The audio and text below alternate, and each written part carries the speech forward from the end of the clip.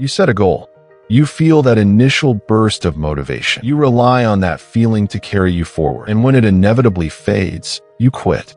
You blame your willpower. This cycle is so common we assume it's a personal flaw. But for 700 years, the samurai of Japan operated on a different system. They followed bushido, a code that made discipline automatic, not a daily battle. They didn't fight their feelings. They built an identity where quitting wasn't an option. So what was in that code? And what's the one piece you can use tomorrow? So the core of bushido wasn't a list of rules to follow. It was a way to be. A samurai didn't think, I must try hard to be brave today. He simply was a warrior. His identity came first. His actions flowed from that, automatically. Modern psychology calls this identity-based habit formation. Researchers like James Clear show that when a behavior is tied to who you believe you are, it bypasses the need for constant willpower. You don't run because you have to force yourself.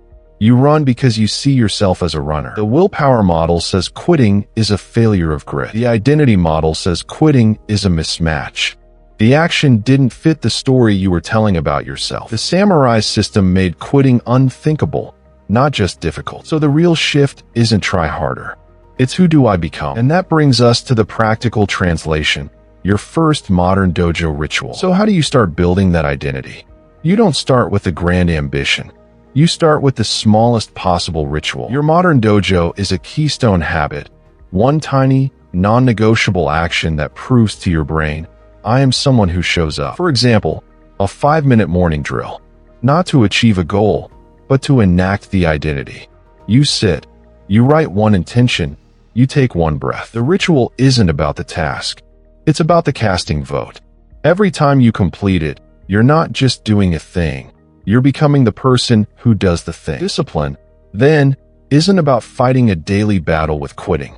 It's about building a system where the question of quitting never comes up. You make showing up the default. And in that space, everything else becomes possible.